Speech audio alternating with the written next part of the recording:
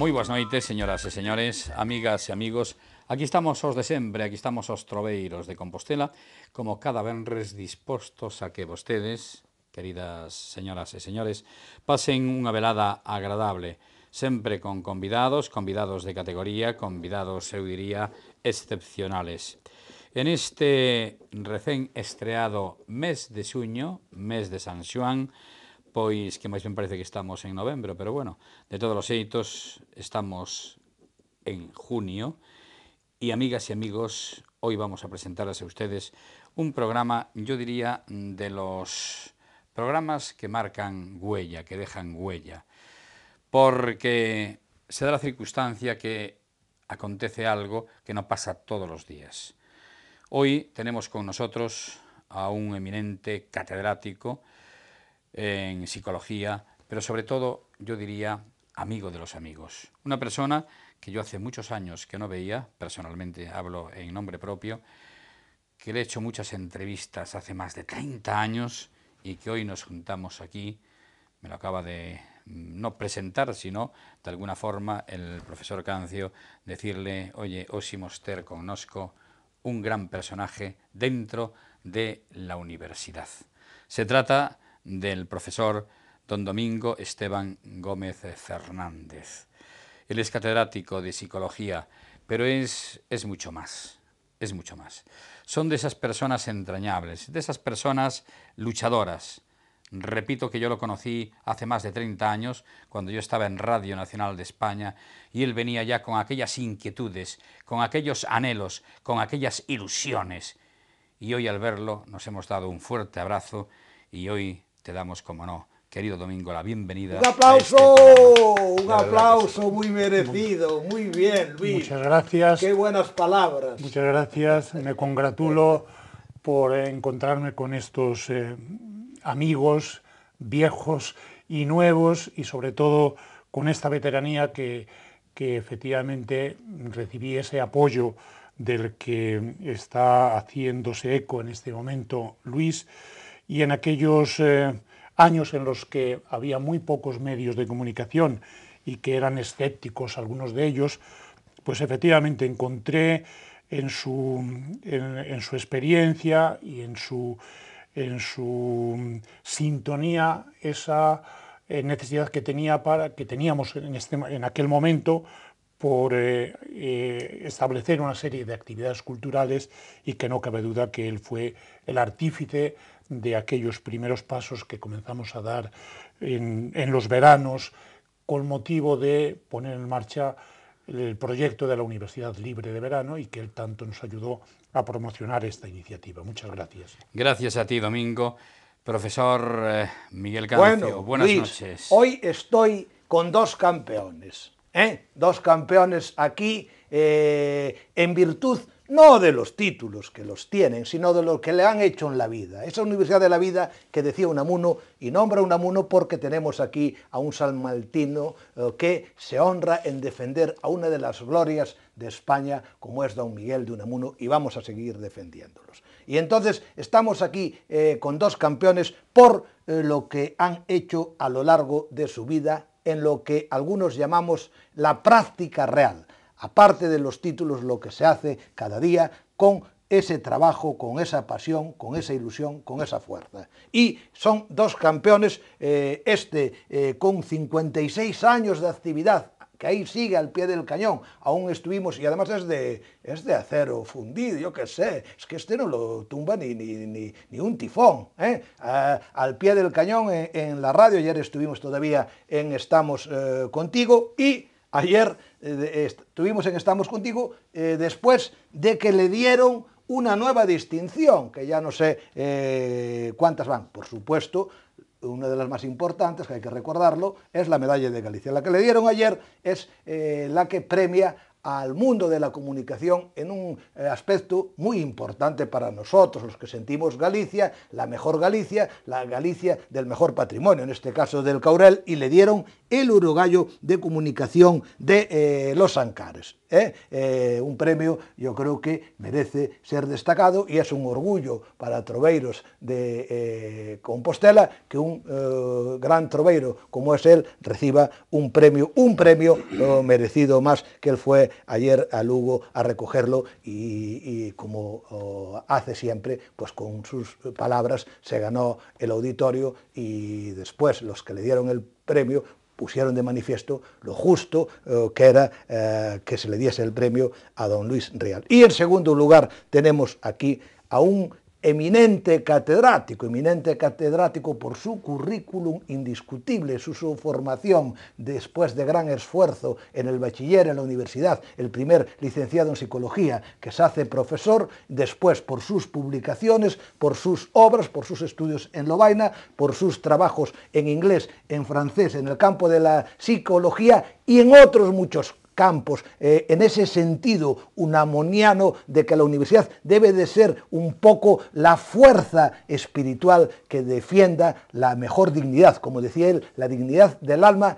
y la dignidad nacional. Y además, como ha dicho muy bien Luis, que es que en muy pocas palabras yo creo que lo ha clavado, era una persona, y lo sigue siendo, muy combativa y muy generosa, yo he visto a muy pocos catedráticos, tengo que decirlo, además hace muy poco que lo acabo de ver, como decía Luis, lo mismo que hace 20, que hace 30 años, que al pie del cañón estuviese siendo catedrático, con toda ya su trayectoria, por supuesto con toda su obra, y sin tener por tanto la necesidad de hacer esto, y mucho menos viendo lo que hacen los de su cargo, pues estar junto a aquellos que estaban sufriendo la expulsión después de trabajar 20 y 30 años como presidente del CSIC, llegar a las 9 de la mañana para tener una reunión, volver a llegar, volver a convocarlos, que eso, tengo que decirlo, que en España lo hacen muy pocos catedráticos. Y además también, lo ha dicho aquí, de promover grandes instituciones en un momento en que en Galicia no se promovían. Oigan, es que ha hecho posible la Universidad Libre de Verano, es que la Universidad Libre de Verano trajo aquí a personalidades de talla mundial, a don Ramón Tamames, que ustedes lo siguen viendo, esa es una figura de repercusión mundial, constantemente hacía ruedas de prensa con él. Trajo aquí a un chico en aquel momento que estaba comenzando, que hoy es una gran figura, como es el gran experto en terrorismo que es Reinares. Trajo a Santos Ruesga, que es del Consejo Económico y Social catedrático. Pero además eso lo hacía, que esto también es muy importante, sin tener en cuenta de qué color eras, de qué ideología. Hay que darse cuenta que él y yo, cuando estábamos igual en posiciones totalmente diferentes desde el punto de vista ideológico, dimos, incluso con compañeros que estaban aún más alejados que nosotros, muy beligerantes, muy combativos, muy nacionalistas, dimos una batalla histórica contra un pajarraco rodeado de otros, que así dejaron la universidad, una batalla gloriosa, maravillosa, justa, por una gravísima injusticia que se hacía de forma politiquera. Por lo tanto, Luis, yo creo que tú has dicho unas palabras maravillosas y que ponen de manifiesto que estamos aquí humildemente, el que les habla, con dos campeones como son Domingo Esteban y como es Luis Rial. Amigo Luis. Muchas gracias, Miguel, por estas palabras que hago extensivas en nombre de Domingo, que luego él naturalmente ratificará. Pero antes de continuar, señoras y señores, quiero decirles algo. Quiero tener un mensaje hoy muy especial, especialísimo, para el Colegio La Salle de Santiago de Compostela. Sí, es verdad, que nos lo ha dicho el amigo el hermano Claudio Jimeno. Claudio, un abrazo fuerte a ti y a toda la orden. Hermano, y a toda la comunidad lasaliana de Compostela, porque hoy, mejor dicho, mañana sábado, se celebran las bodas de oro de la cuarta promoción, es decir, los que empezaron los estudios en el año 1964 y hasta el 2014 van ni más ni menos que 50 años. Y ahí os vais a reunir, compañeros de la cuarta promoción, a partir de las 10:30 de la mañana. Va a ser primero una concentración en el patio del colegio. Posteriormente se van a recordar aquellos tiempos entrando en el colegio a toque de silbato. ¿Os acordáis, los que fuimos al colegio La Salle, que entrábamos siempre al toque de silbato como si fuera un árbitro, los hermanos de La Salle, los hermanos del babero, como les llamábamos? Luego habrá una reunión efemérides de la vida colegial, donde hablaréis muchos de vosotros. Y luego un montaje audiovisual para ver también a continuación un diálogo y cambio de impresiones entre los colegiales de esa fecha. Habrá también una proyección que lleva por título El convoy de la vida. A las 12:30, no podía ser menos, se celebrará la Eucaristía en la capilla colegial por los hermanos, profesores y compañeros fallecidos que ya están en el mundo de la verdad. Habrá una visita a las dependencias del colegio, a las aulas donde habéis estado, donde hemos estado en el colegio, ¿os acordáis? Y luego, naturalmente, siempre rodeados de la familia, se asistirá a una comida de hermandad en el colegio, sobremesa con brindis y, como es lógico, entrega de diplomas e insignias. Así pues, desde aquí, señoras y señores, queremos hoxe brindar. Bueno, vamos a brindar si con el vino de Quinteiro da Cruz de Maruchi, primero, que también le han dado un premio del que daremos cuenta en breve y que ayer ha ido a recoger a Madrid. Maruchi, enhorabuena por ese premio de Quinteiro da Cruz. Un brindis por La Salle y por todos los amigos de este programa. Exactamente, Maruchi Viñeiro y el Colegio La Salle. Bien, dicho esto, amigas y amigos, señoras y señores, naturalmente tiene la palabra ya Domingo Esteban Gómez Fernández, catedrático de Psicología. Yo casi comenzaría por el principio, Domingo. ¿Cuál es la diferencia de aquella universidad? De aquella universidad de hace pues ahora 30 y pocos años, cuando tú venías por mi casa, donde teníamos la delegación de Radio Nacional, donde venías, efectivamente, como muy bien apuntaba el profesor Cancio, con aquel programa de Universidad de Verano. Y siempre lo traías perfectamente matizado, esquematizado. Luis, por favor, dale la máxima divulgación si es posible, y siempre, naturalmente, hemos contado contigo y tú has contado con nosotros. ¿Cuál es la diferencia, en una palabra, de aquella universidad a la universidad? Pasaron 30 y largos años. ¿Cuál es la diferencia? Bueno, fundamentalmente tendría que decir que hay una impronta que a los que fuimos alumnos del mayo del 68, entre los que se encuentra pues Miguel, con quien ya congenié desde que yo le conocí cuando estaba su facultad en Fonseca, en la Facultad de Económicas. Recuerdo que fueron muy pocas palabras con las que me pude conectar con él, y vimos que efectivamente había unos aspectos con los que congeniábamos, y es que el mayo del 68, aquel periodo hizo una impronta especial. Aquel tipo de universidad fraguó en nosotros una inquietud especial por el ámbito de la cultura, además de la propia especialización que uno tenía para la vida. La cultura era fundamental.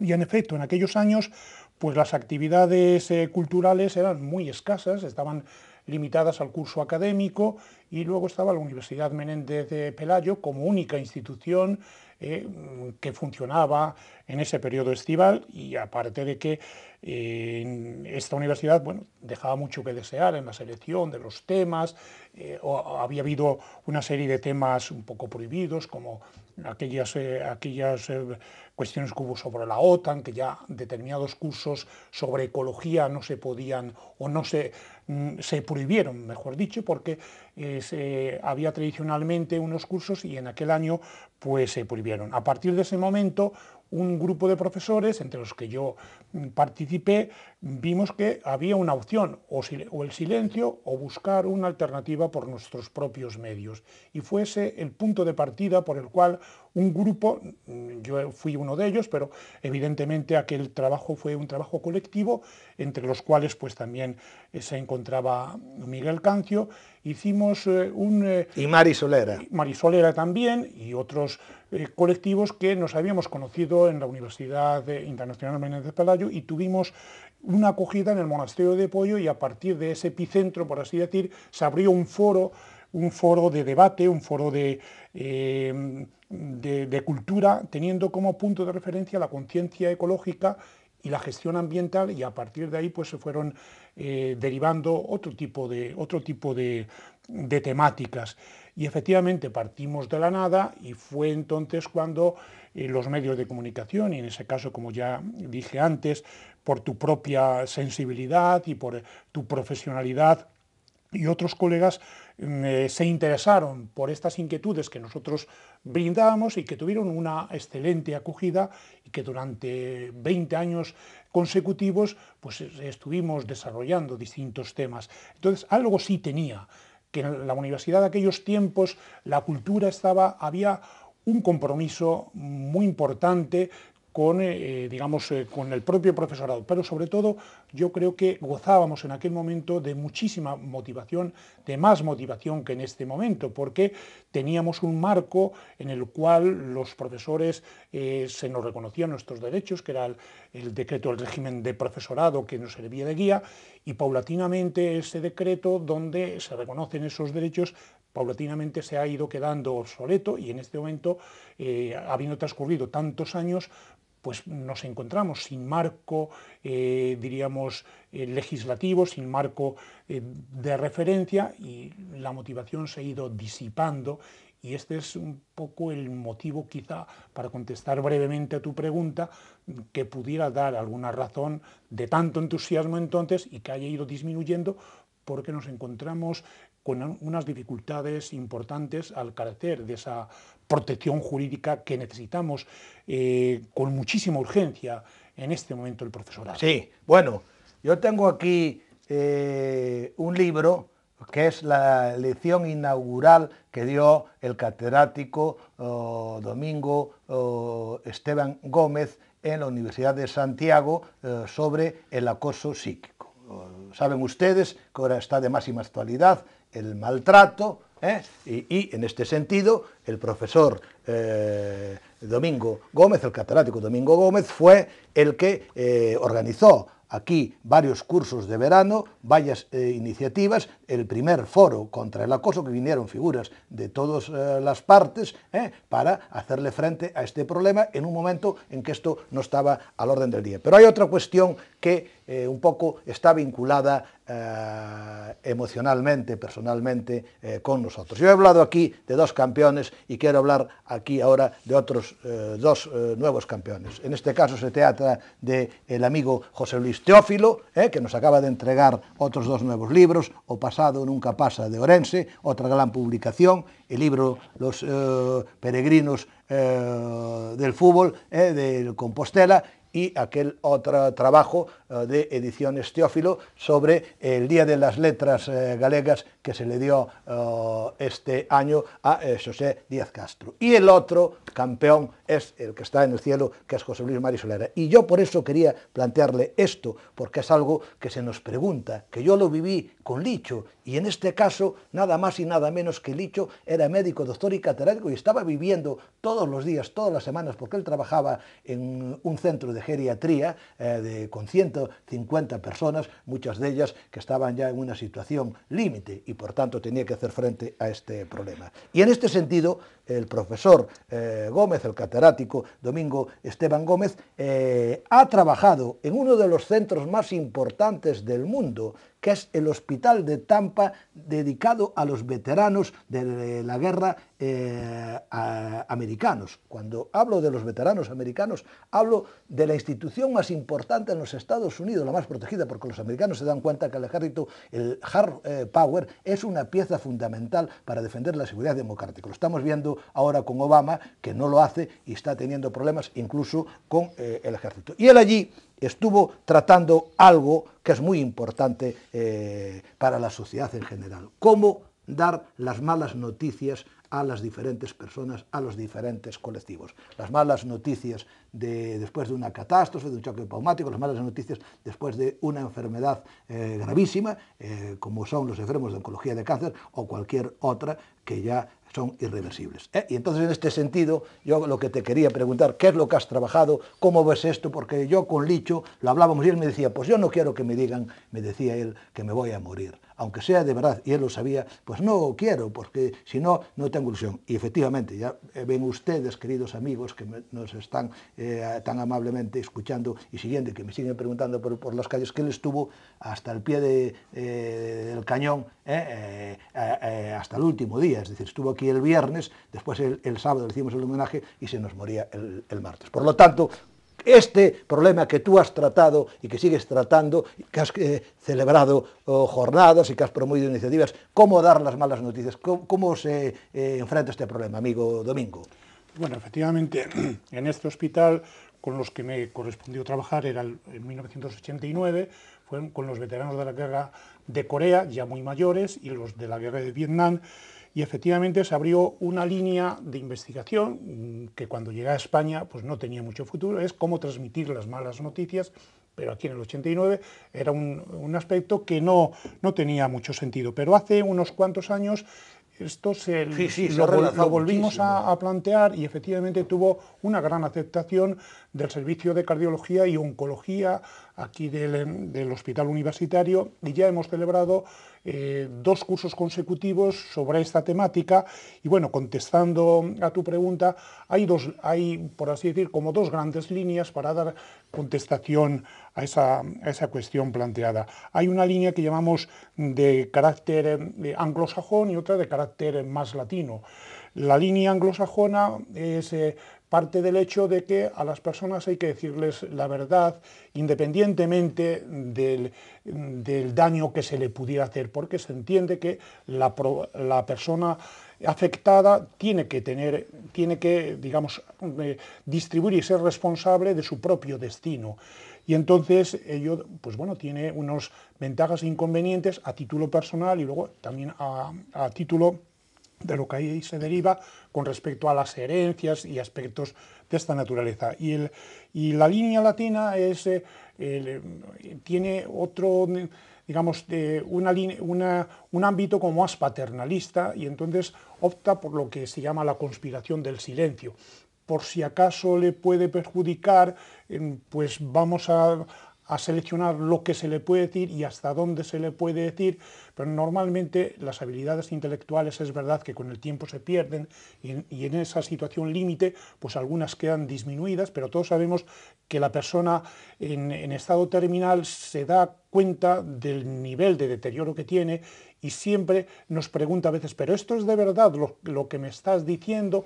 O entonces, bueno, la cuestión aquí, la Organización Mundial de la Salud ha establecido unos parámetros y fundamentalmente a lo que nos remite es que hay que adaptarse a la sensibilidad de cada persona, pero siempre teniendo muy en cuenta no dar falsas esperanzas a la persona. Entonces buscar un término medio es lo que llamamos el arte. Viene dado como consecuencia de lo que se denomina el arte de saber escuchar al Pero tú sabes, Domingo, el arte de saber escuchar. Sabes, Domingo, perdona que te interrumpa, pero viene en relación con el tema.